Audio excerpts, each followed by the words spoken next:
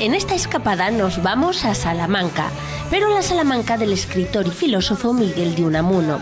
Si bien nació y pasó sus primeros años en Bilbao, fue en Salamanca la ciudad donde estuvo la mayor parte de su vida y donde desarrolló una intensa actividad docente, intelectual y política. De ella dijo, por ejemplo: «Del corazón en las honduras guardo tu alma robusta. Cuando yo me muera, guarda dorada Salamanca mía tú mi recuerdo». Y eso haremos. Recorreremos sus calles, nos detendremos en las que fueron sus casas, en el café donde participaba activamente de las tertulias, en la universidad de la que fue rector. Nos adentraremos en su vida y en su huella. Acompañadnos. Acompañadnos a descubrir la Salamanca de Miguel de Unamuno, ciudad a la que estuvo muy vinculado, donde vivió y también murió. Os acompaño a recorrer algunos de los lugares emblemáticos y calles por donde paseó don Miguel de Unamuno. Conmigo descubriréis las relaciones que tuvo Miguel de Unamuno y la Universidad de Salamanca, que como veremos no fueron siempre tan amistosas. Yo, don Miguel de Unamuno, os mostraré la que fue mi casa durante mi primer mandato como rector. Pues yo, como uno de sus nietos, os contaré algunos aspectos más familiares. Por cierto, nuestra recomendación gastronómica va a ser en un famoso café histórico donde Unamuno realizaba sus tertulias. Incluso visitaremos la tumba de Unamuno, que se encuentra en el cementerio de Salamanca. No faltará un exclusivo cóctel llamado Niebla en una de las mejores coctelerías de España y Portugal.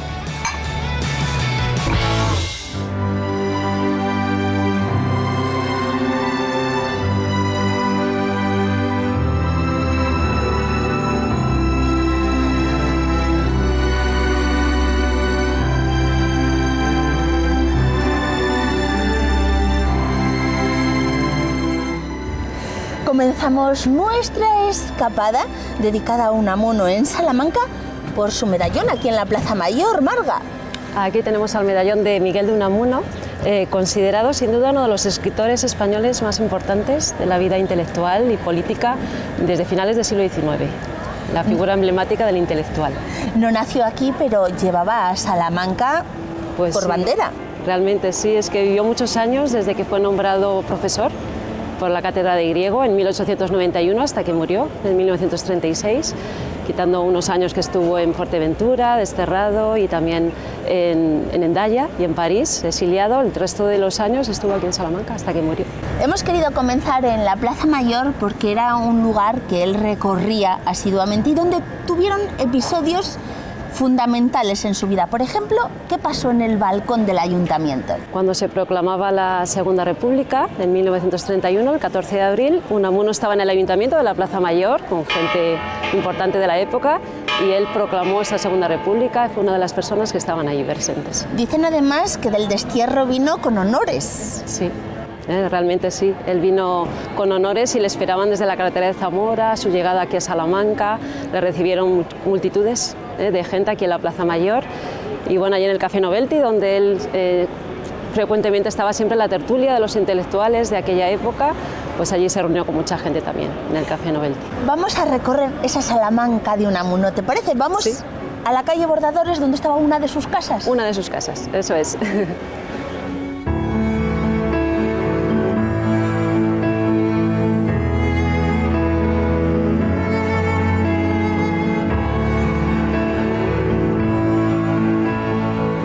Aquí la tenemos, en esta casa vivió y murió Miguel de Unamuno. Exactamente. Él se vino aquí en 1914, cuando dejó la casa rectoral, ya que deja de ser rector, en 1914 es destituido de su cargo. Entonces tiene que alquilar una casa y se viene aquí con su familia, con sus 8 hijos.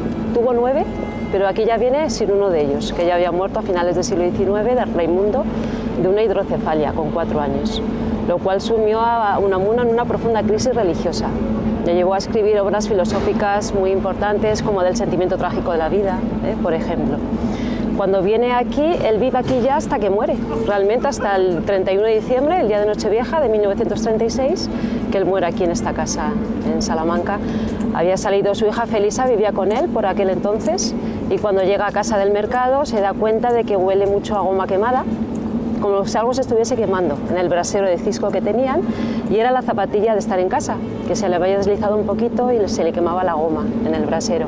Y cuando ella se acercó a su padre a decirle: padre, que se le quema la zapatilla, pues ya no le pudo contestar, porque Unamuno estaba muerto. Dicen que murió de infarto, tenía 72 años, no era muy mayor, pero con esa edad murió.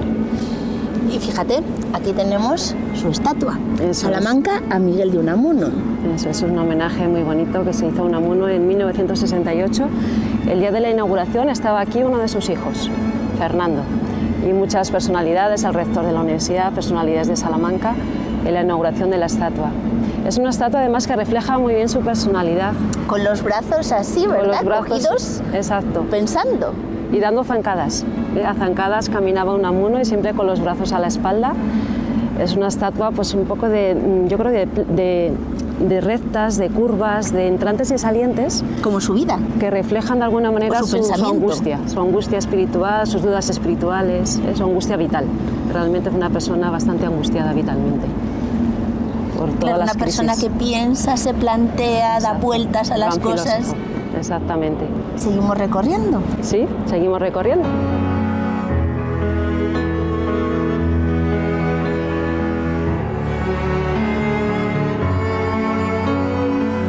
Mira, Esther, en esta iglesia, la Purísima, es donde le hicieron la misa cuando murió Unamuno, el día de Nochevieja del 36. Es una iglesia italiana, de estilo italiano, preciosa. Y luego por aquí, por esta calle de la Compañía, que él andaba mucho por aquí, claro, vivía aquí al lado. El camino a la universidad. El camino de la universidad, y le gustaba mucho el paso del Cristo de la Agonía Redentora, porque él era muy amante de la Semana Santa.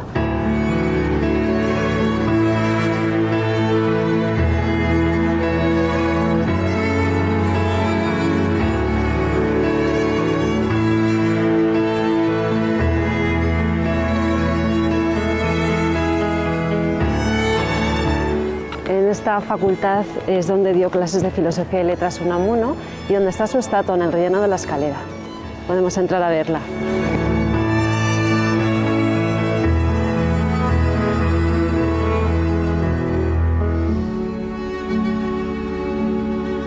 Esta estatua de Unamuno se inauguró en 1934 con motivo de las fiestas por su jubilación y fue realizada por un escultor de Palencia, Victorio Macho.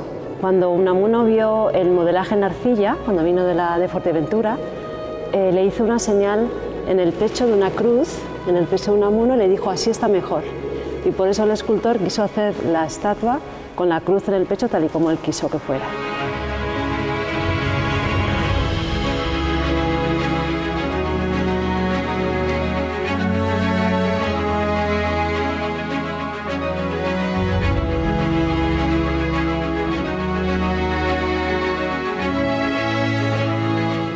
El convento de San Esteban, de padres dominicos. Aquí vino muchas veces, con frecuencia, Unamuno durante sus numerosas crisis religiosas.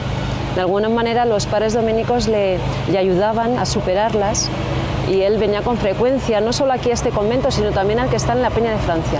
En la Peña de Francia fue con algunos alumnos de la Facultad de Teología de este convento durante unos años para allí poder escribir sus famosas poesías del Cristo de Velázquez, y de alguna manera se refugió en esa crisis que él tenía para superarla, de alguna manera, y en ese convento de dominicos de la Peña de Francia.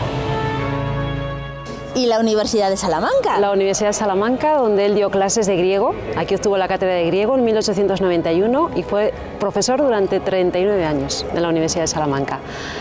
Y por cierto, hay una anécdota muy curiosa que tiene que ver con esta fachada plateresca de la universidad. Cuando Unamuno salía aquí al patio de escuelas y veía a todo el mundo buscando la famosa rana. ¿Ya entonces buscaba la rana? Ya entonces, sí, claro, ya buscaba la rana, y él se desesperaba con la gente y les decía: lo malo no es ver la rana, sino solo ver la rana. Muy bueno. Sí, la verdad que sí. Marga, entro porque me van a hablar en profundidad de la faceta de rector. Pues nada, me alegro de haber estado contigo.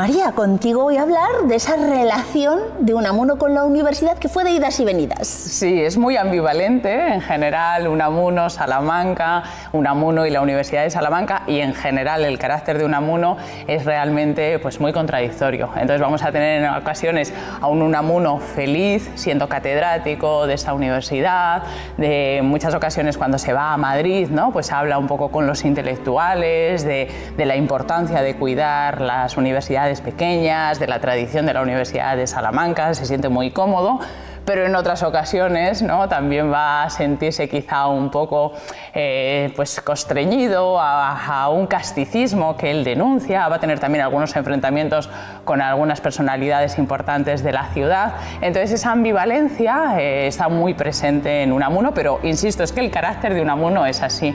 Y luego lo que sí es importante es que tanto la universidad como la ciudad están muy presentes en la obra de Miguel de Unamuno. Yo creo que aquí realmente es cuando descubre esa existencia que va a ser fundamental para su filosofía, es cuando además redacta sus grandes obras, y luego tanto en su poemario como en, bueno, como en muchos de los artículos de prensa, pues siempre va a tener referencias a la universidad, a Salamanca, a la ciudad, al patio de escuelas mayores que le transmite esa serenidad también de Fray Luis de León, que también con Fray Luis de León, otro personaje muy importante de nuestra universidad, se va a sentir muy cómodo, ¿no? Un poco dos personas también perseguidas, dos personas célebres, así que yo creo que me quedaría así, con una relación un poco ambigua, ambivalente, pero realmente Unamuno tampoco se entendería sin la Universidad de Salamanca. Y tiene algunas sentencias muy bonitas hacia los propios estudiantes, les anima a cultivar la inteligencia,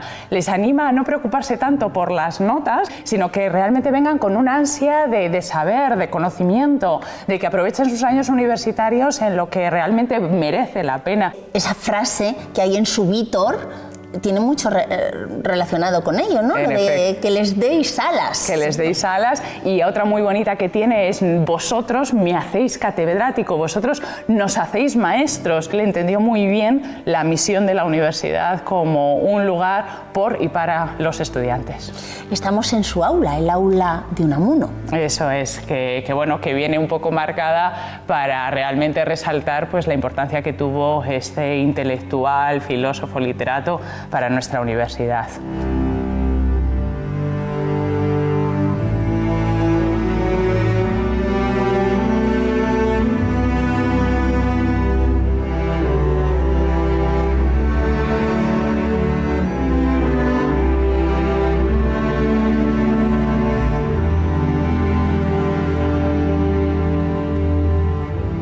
Momentos históricos se vivieron en esta Universidad de Salamanca.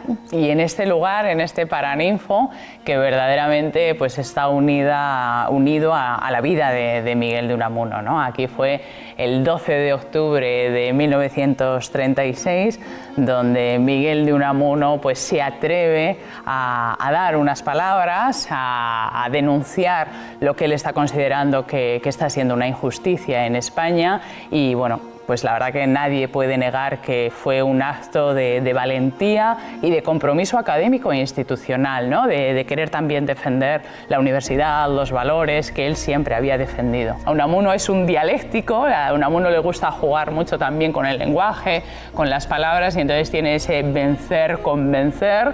No sabemos exactamente qué es lo que dijo, cóncavo, convexo, y especialmente a mí me gusta también la dualidad inteligencia inquisidora e inteligencia inquisitiva, ¿no? Que además está también en muchas obras filosóficas de Miguel de Unamuno, como una inteligencia que se preocupa, que es curiosa, que es inquisitiva, y naturalmente denunciar una inteligencia inquisidora, que censura el discurso de otro, y que naturalmente también debió de estar ahí, ¿no?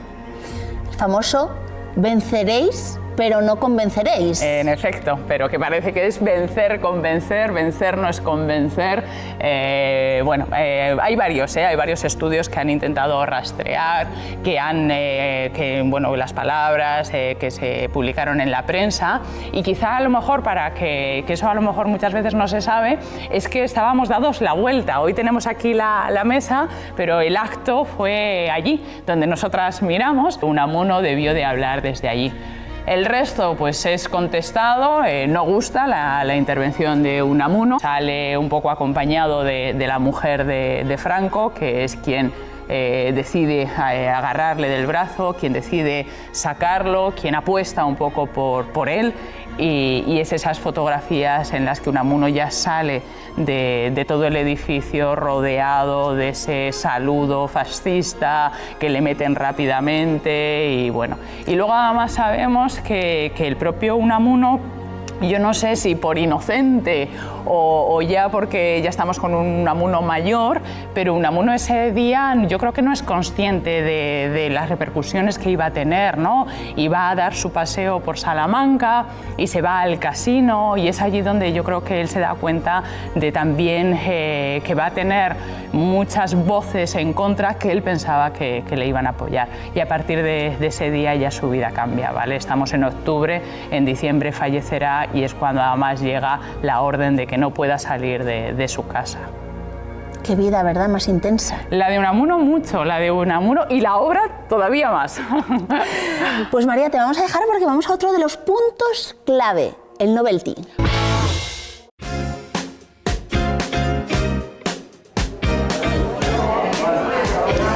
El novelty, este café histórico, historia de Salamanca, Paco. Historia viva y historia del pasado, pero de plena actualidad. 1905, y desde entonces, fíjate la cantidad de gente que ha pasado por aquí. Y además, políticos, artistas... Sí, escritores, cantantes, buscavidas, limpiabotas, tratantes, o sea, aquí el perfil de los clientes es multidisciplinar, como se podría decir. Estamos en el rinconcito de Torrente Ballester, pero tenemos aquí a Miguel de Unamuno. Sí, efectivamente. Esto da cuenta de la vocación literaria del café. Don Gonzalo era amigo nuestro, venía por aquí los domingos, venía con toda su parentela, que era mucha, comían las famosas croquetas del novelty, y don Miguel venía aquí habitualmente, tenía aquí su tertulia, don Miguel de Unamuno. Claro, no fueron contemporáneos, no coincidieron nunca. Obviamente Unamuno murió en 1936 y don Gonzalo 50 años después. Pero fíjate, vamos a remontarnos a esa época de principios del siglo XX, cuando en este café me ha llamado a mí la atención, entraban y a la derecha se situaban los de derechas y a la izquierda los de izquierdas. Estaba todo muy bien ordenado. Entonces la disposición del café era distinta porque el local era más amplio, había una puerta central y efectivamente no tan marcados los de derecha ni los de izquierda, pero digamos los liberales y los conservadores. Porque en Salamanca hay una tradición ganadera importante, con vocación conservadora como ahora, y los ganaderos se sentaban a la parte derecha, y los médicos y los abogados, los catedráticos, las profesiones liberales se sentaban en la parte izquierda. Miguel de Unamuno se puso siempre en la tertulia con los catedráticos, con los abogados, con los liberales, digamos con lo que llamaríamos en su día los librepensadores.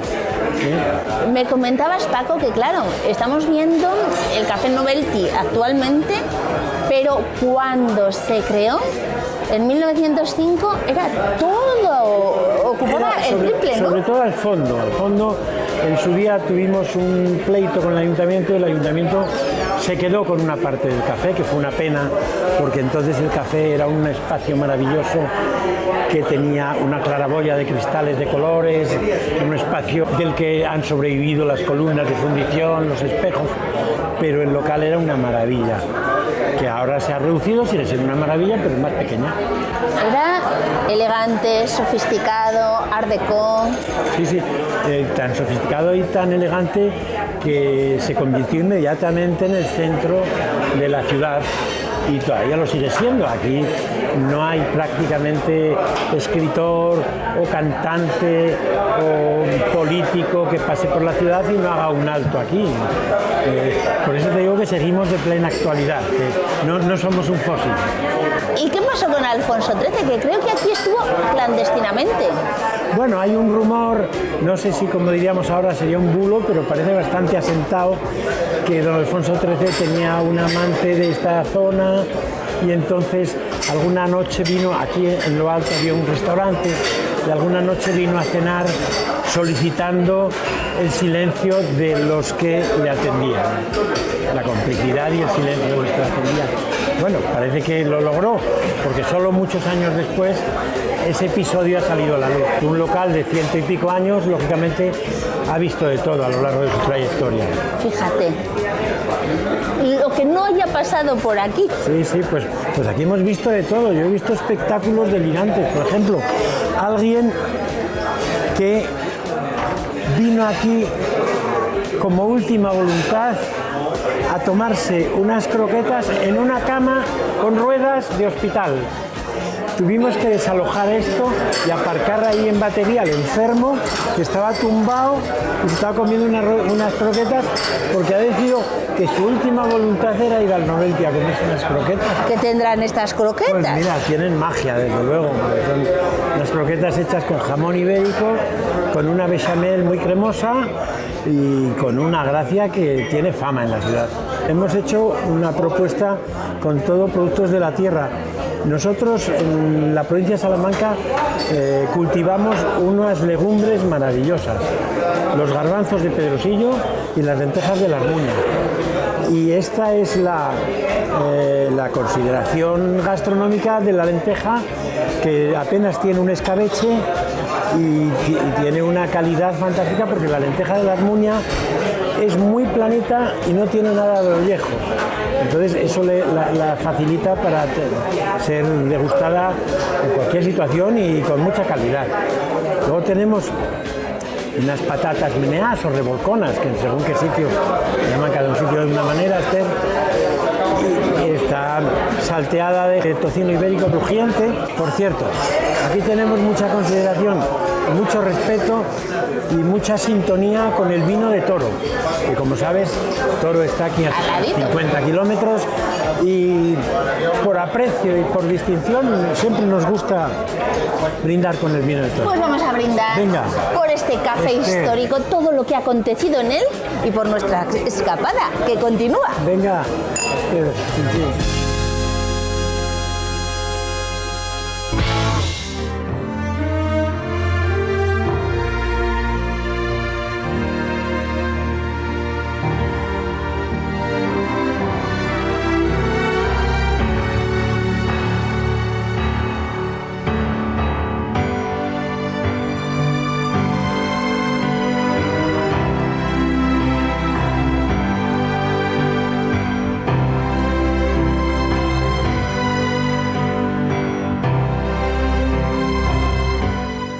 Hemos vuelto junto a la Universidad de Salamanca porque al lado, aquí Ana, se encontraba la casa del rector.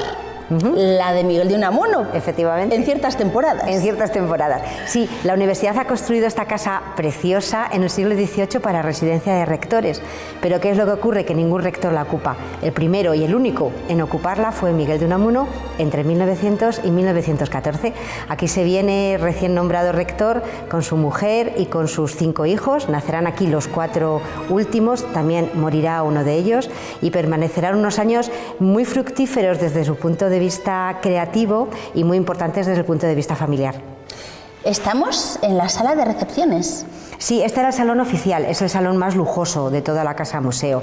Realmente lo único que hay de su época es un cuadro que le regala un amigo suyo canario. Todo lo demás es patrimonio de la universidad de los siglos XVI y XVII. Aquí él se refugiaba para trabajar y también era el salón de recepciones. Y hoy se sigue utilizando por los diferentes rectores como salón rectoral.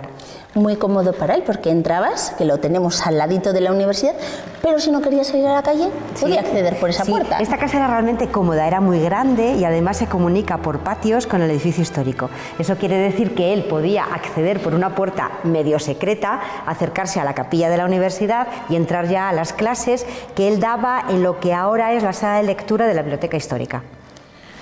Esta sería como la parte más oficial. ¿Vamos a la más personal? Sí, vamos al hogar.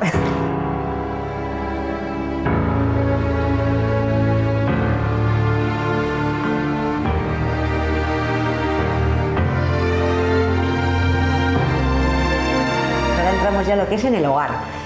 La Casa Museo es un lugar muy especial por muchas cosas, pero una de ellas es porque todo el mobiliario es original, se trae de la casa donde Miguel de Unamuno muere, pero también es casa museo, aunque el componente de hogar sigue siendo muy importante, pero hay una pequeña zona musealizada donde vamos contando la vida y la obra de Miguel de Unamuno para todo el turista que está interesado y viene a visitarnos. Ana, ¿y los fondos que tenéis? Sí. Bueno, nos dejan sin palabras. Sí. 25.000 cartas, Sí. por ejemplo.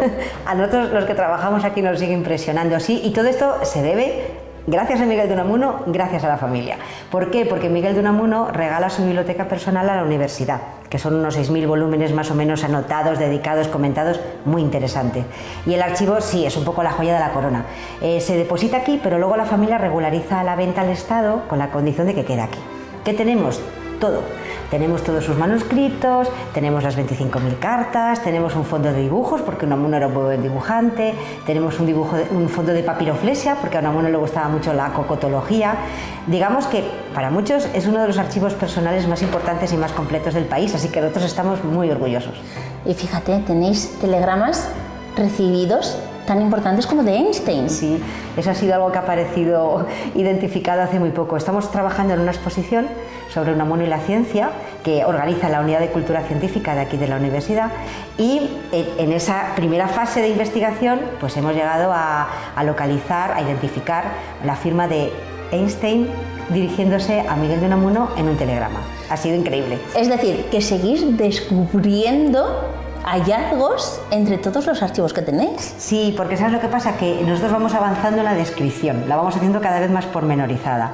Las exposiciones es un buen momento, porque claro, es un momento de trabajar sobre esa documentación que vamos a prestar. Y ahí a veces localizamos e identificamos cosas increíbles. Mira, Esther, esto es un cronograma que hicimos hace unos años, muy interesante, donde vamos contando la vida de Miguel de Unamuno, sobre todo la vida familiar y personal, que es la más desconocida, y también la vida como hombre público, que es una faceta que hasta ahora estaba poco conocida, y realmente Unamuno es el intelectual español más conocido en Europa, y eso mucha gente durante muchos años no lo sabía, y eso lo vamos contando ahí.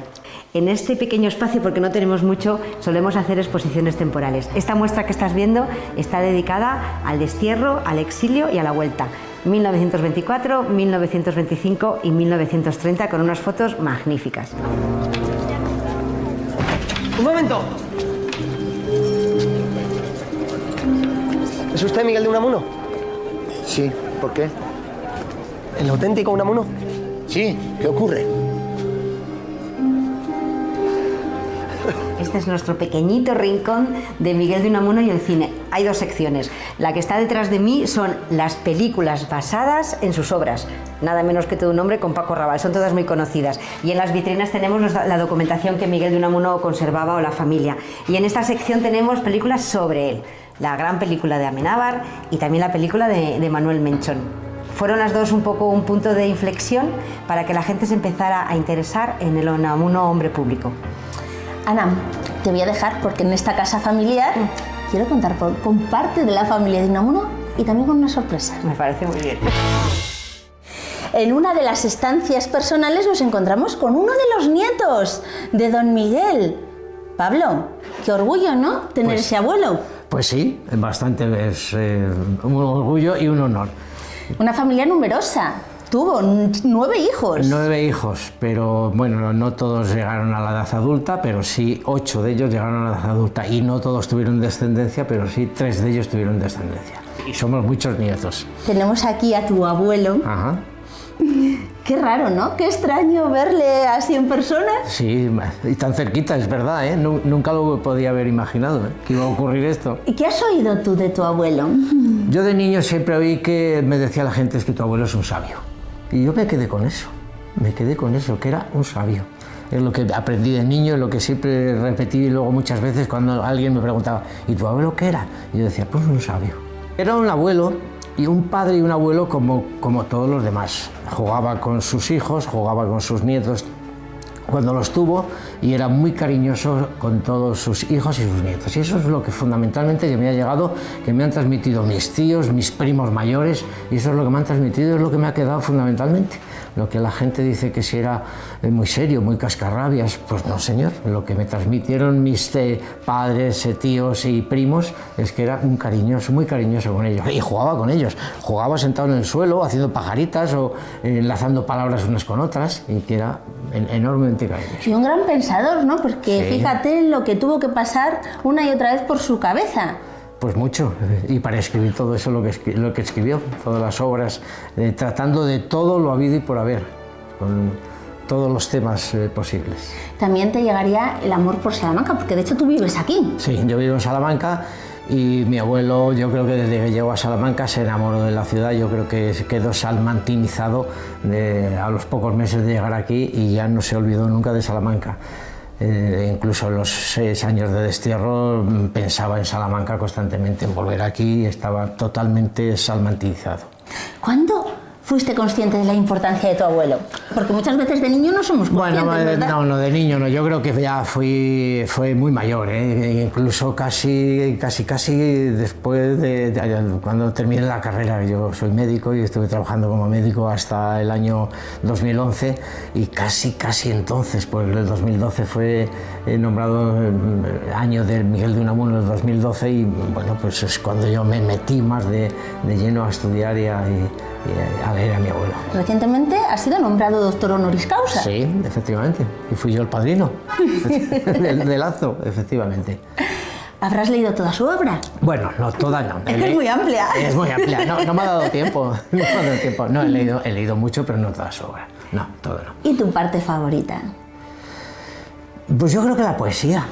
Y él, además, él dijo que él quería pasar a la historia como poeta. Y yo creo que es la poesía lo que más me gusta. Pablo, aprovecha que le tienes aquí. ¿Qué le dirías? Que, abuelo, que muchas gracias, que me gusta mucho tu obra y tu poesía, que me encanta. Para mí ha sido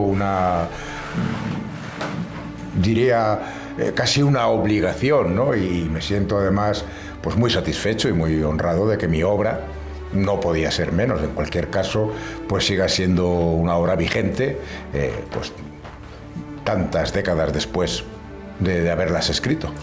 Ya tuvo reconocimiento también en su época, en vida, la gente le reconoció. Sí, por supuesto, pero me alegra saber que eso, pues mucho tiempo después, mantengo, si no el mismo entusiasmo entre la gente, entusiasmo para bien y para mal, quiero decir, pues al menos sí un recuerdo importante, pues tantos años después. ¿Y qué me dice de esas crisis existenciales, religiosas?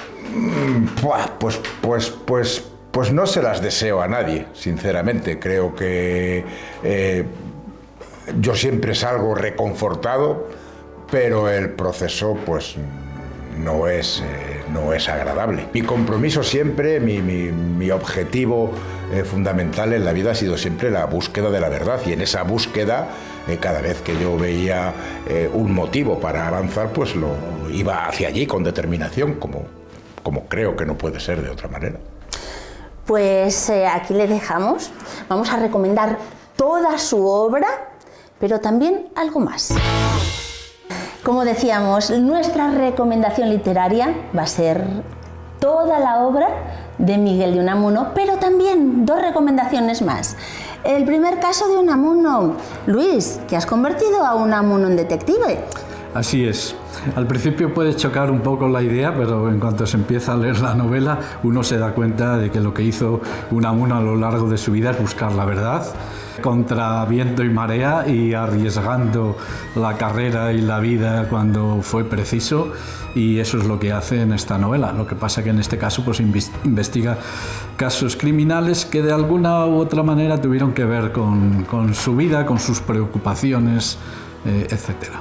Él tenía un lema que era antes la verdad que la paz, o primero la verdad que la paz. Yo creo que lo dice todo, y un poco es el lema que yo he seguido en estas novelas, en las que él se ve enfrentado a todo tipo de situaciones, sobre todo de carácter social y político, porque es una persona muy comprometida, y en este caso pues el punto de partida de la novela es un caso real. Sobre todo he estado mucho con él en festivales de novela negra, de esos que hay tantos en España, y al principio principio pues a mí me sorprendía un poco, ¿no? Don Miguel en un festival de novela negra, pero el interés que había por él es que Unamuno es un gran personaje. O sea, en realidad yo creo que exige, que pide, ¿no? que se hagan ficciones sobre él. Se han hecho algunas películas, menos incursiones novelísticas, algunos relatos, pero es un gran personaje.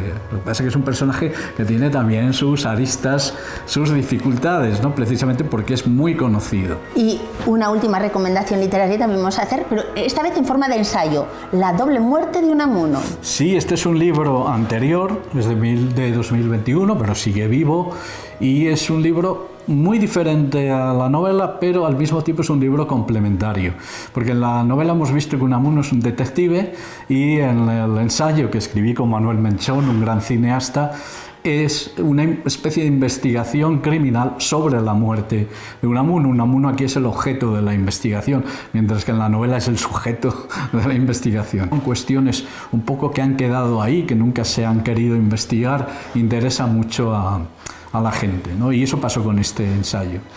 Pues nos hablas de la muerte de Unamuno y enseguida estaremos en la que es, bueno, en el cementerio donde está enterrado Unamuno. Imprescindible para conocer la figura de Miguel de Unamuno, visitar la Casa Museo.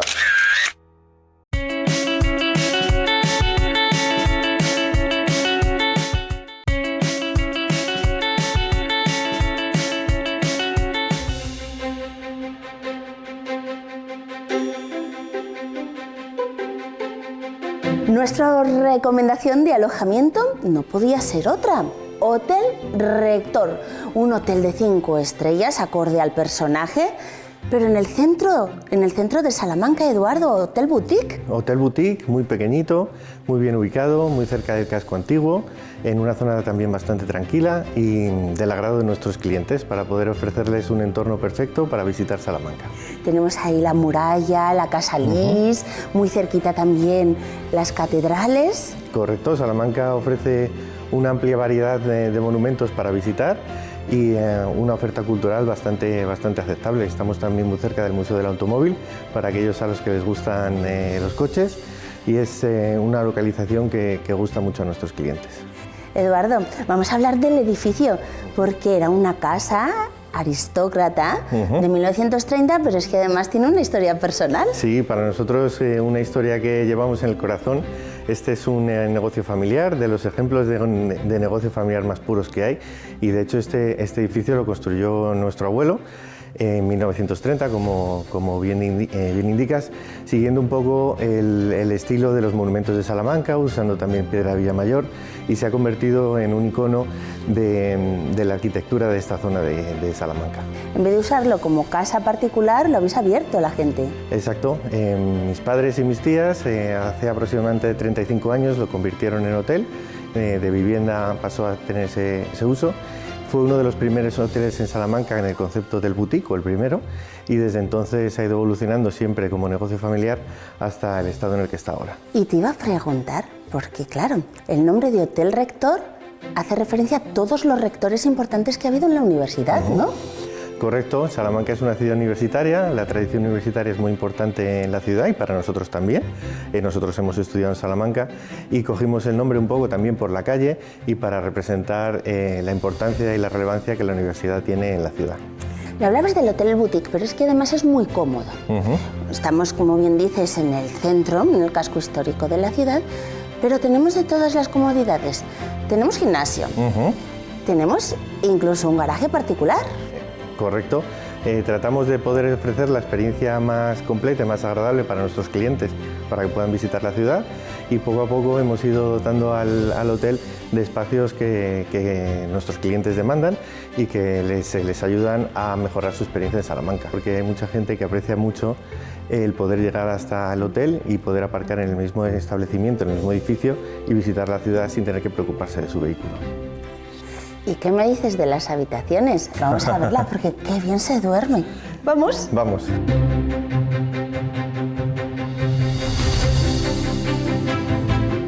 ...14 habitaciones diferentes, pero muy cuidadas todas. Cada habitación es única, tenemos habitaciones de distintos tipos. Son habitaciones bastante amplias y pensadas para poder también vivir el hotel, aparte de Salamanca, ¿no? Que merece mucho la pena. Esta habitación en la que estamos ahora tiene un estilo un poco más moderno que algunas de nuestras otras habitaciones más clásicas, con grandes espacios para poder también disfrutar del hotel y pasar un momento agradable y relajado. Tan relajado que qué bien se duermen las camas, decía yo. Sí, cuidamos mucho esos detalles y toda la ropa de cama, colchones, etcétera, escogemos entre los componentes de mejor calidad y se los ofrecemos a nuestros clientes. Me hablabas de que, por ejemplo, esta habitación tiene un tinte más moderno, pero fíjate en esta bañera, con esa forma clásica. Sí, son que es una delicia. Son contrastes que dan mucha vida a las habitaciones y al espacio, que lo hace más agradable de vivir, y el diseño está muy cuidado. Pensamos que también es importante para el cliente poder tener amenities, como lo llamamos nosotros, de calidad, componentes como los que pueden encontrar a lo mejor en su casa si tienen gustos especiales para este tipo de productos. Y de hecho ofrecemos a la entrada distintas marcas, entre ellos Bulgari, también Acqua di Parma, por ejemplo, y Etro. Eduardo, ¿para qué tipo de escapadas? ¿Qué tipo de gente viene? Tenemos un porcentaje bastante alto de clientes extranjeros que vienen a visitar Salamanca, que está cogiendo mucho nombre en países como Estados Unidos, por ejemplo. También tenemos muchos franceses, ingleses, personas que quieren disfrutar de España de otra manera, no solamente la costa, sino también un turismo un poco más cultural y de interior. Y por supuesto españoles, sobre todo de fin de semana, que vienen a disfrutar Salamanca, a conocerla y a pasar un momento relajado y tranquilo. Pues nosotros vamos a seguir nuestra escapada dedicada a Unamuno porque continúa.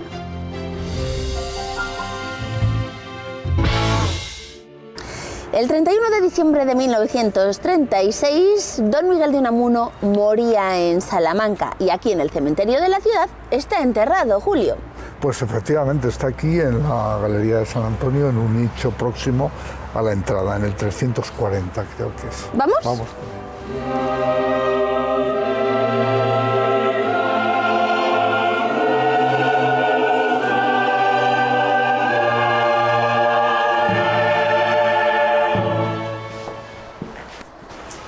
Mira, Esther, aquí está, en el nicho 340 de esta Galería de San Antonio.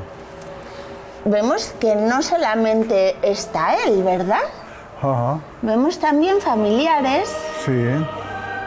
Concepción Lizávaga, de Unamuno. Raimundo, que sería el hijo que se murió, ¿no? Por el que tuvo esa crisis existencial. Claro. Sí, están aquí varios nichos de la familia.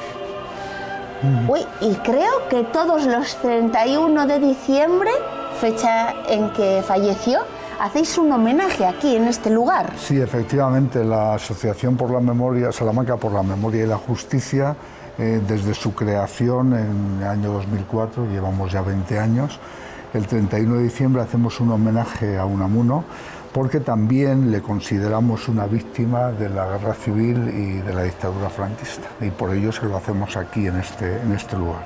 ¿Y en qué consiste este homenaje? Pues en qué consiste en que una persona ligada a la cultura y a Salamanca sea el que pronuncie, que pregone pues el homenaje a Unamuno, ¿no? Recordándole en sus avatares y bueno, pues en eso consiste, ¿no? En homenajearlo todos los 31 de diciembre a las 11 de la mañana.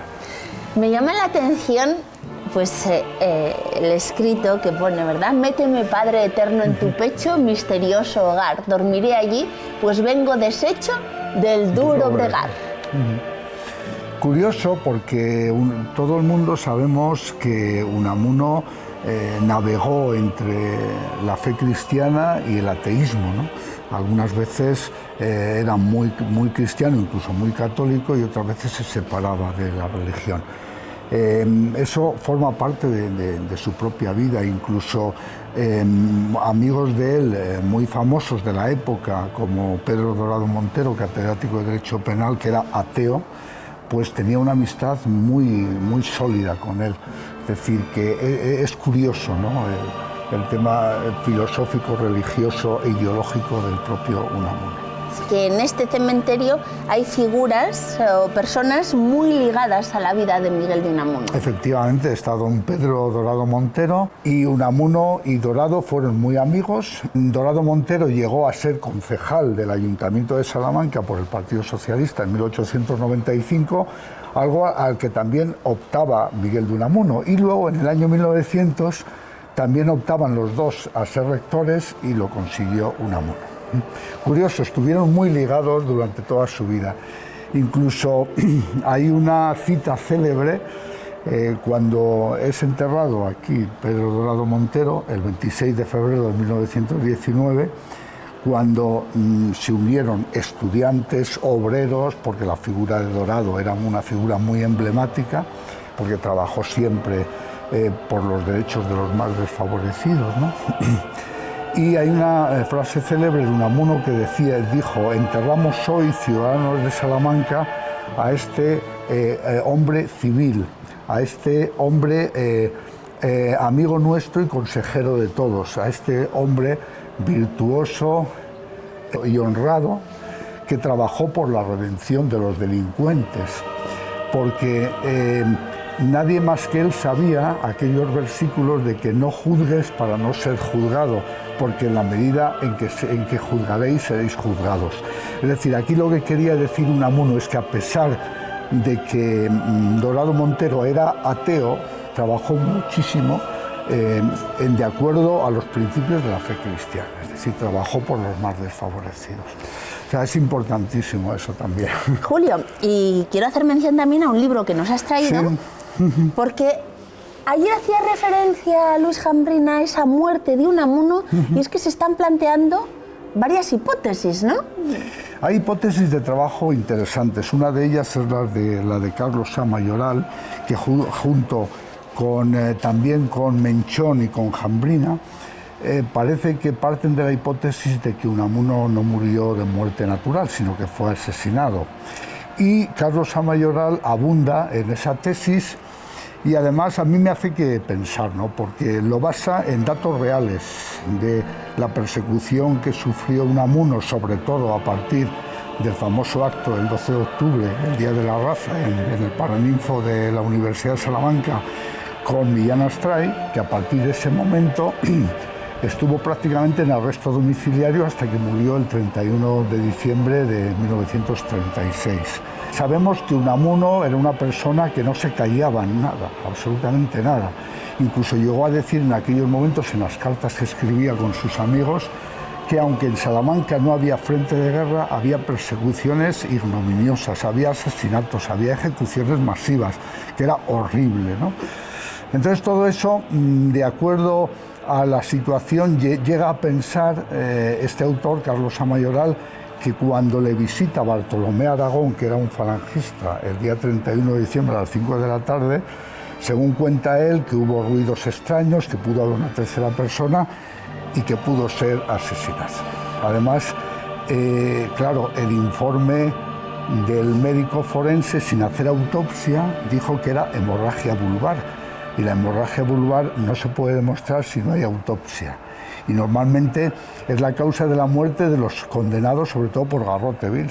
Entonces, o por rompimiento del cuello, ¿no? Por un golpe muy fortuito del cuello que le rompe el cuello y se produce la hemorragia vulvar. Entonces, ahí lo dejamos. Es una tesis que la verdad... Ahí lo dejamos, que lean el libro. Está muy bien, que lean el libro y es muy interesante, desde luego. Julia, pues vamos a seguir un poquito más por ese rastro, esa huella que dejó Unamuno en la ciudad de Salamanca.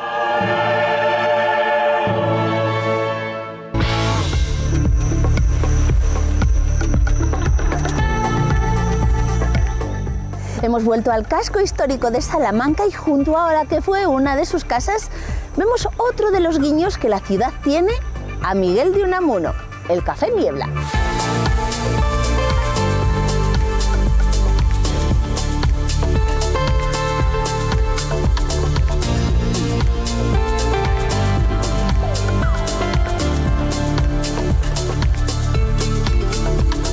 Una de las novelas más famosas, más populares de don Miguel de Unamuno, Niebla, Sergio. el que da nombre a esta ya coctelería. Sí, eso es.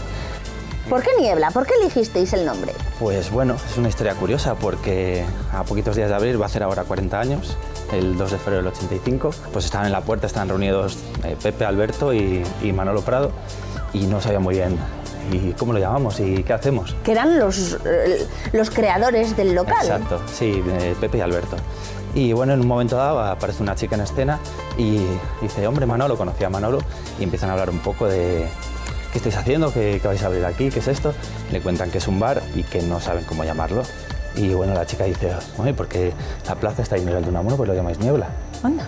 Y ahí fue. Pues nos gusta Niebla, y así surgió. Uno de los fundadores del bar era tu padre. Y tú sigues la estela, pero le has dado un poquito una vuelta de tuerca. Sí, bueno, nosotros al final nos hemos especializado en el tema de la coctelería y en ver esto más de una forma gastronómica, que no el simple hecho de salir, ocio, sino es una mezcla de las dos cosas. De generar degustar. una experiencia, sí. De hecho, ahora estáis considerados una de las mejores coctelerías de España y Portugal. Sí, en el año 2020 empiezan unos premios que pues premian eso, precisamente eligen las mejores coctelerías de España y Portugal y se llama Top Cocktail Bars y bueno, ese primer año entramos y nos hemos mantenido durante 5 años ahí dentro. Creo que el primer año éramos en torno a 30 coctelerías entre los dos países y ahí vamos, esperemos seguir mucho tiempo. Pero ese Niebla, esa novela Niebla siempre presente, ¿verdad? Sí, tanto Unamuno sigue en fotos. De hecho, creo que tenéis hasta un cóctel que lleva el nombre de Niebla y ese no se mueve de la carta. No, ese lo hemos metido ya en la parte de clásicos, que es una parte que está siempre, son clásicos de coctelería que nosotros adaptamos y hacemos una versión un poco enfocada al público actual y a los tiempos que corren, y esa nunca se mueve. Por aquí tenemos el Niebla, nuestro cóctel insignia que lleva prácticamente toda la vida en carta. Lo que hacemos es un coctelito en vaso bajo, dulce, predomina mucho el sabor de la nuez de macadamia, lo acompañamos también con un poquito de amontillado, vino de Jerez que utilizamos mucho aquí en el bar. La base es de ron y por último le ponemos un poquito de bitters de cacao para completar el trago. ¡Qué bueno y qué original! En un libro, claro. Y ya solo nos queda brindar. Pues brindemos por la que ha sido una escapada perfecta. Nosotros os esperamos en la próxima. Pensador, poeta, dramaturgo, novelista, filósofo y ensayista. En esta tierra, Salamanca, encontró Miguel de Unamuno su patria espiritual. Marga nos acompañó en este recorrido por la que fue su ciudad. María nos transmitió el amor que profesaba hacia sus estudiantes. Ana hacia su figura y gran legado. Pablo, el del nieto que idolatra y adora a un abuelo que dejó una gran obra inmortal. Josechu le dio vida y pudimos sentirlo con nosotros. Y Luis convirtió al inolvidable personaje en detective. Julio mantiene su recuerdo cada 31 de diciembre. Ignacio rinde homenaje a este y a los grandes rectores de la histórica universidad. De historia, la que transcurre por esta rica ciudad, da buena cuenta Paco. Y por ella brindamos también con Sergio y con Jorge, y porque comencéis vosotros a recorrerla.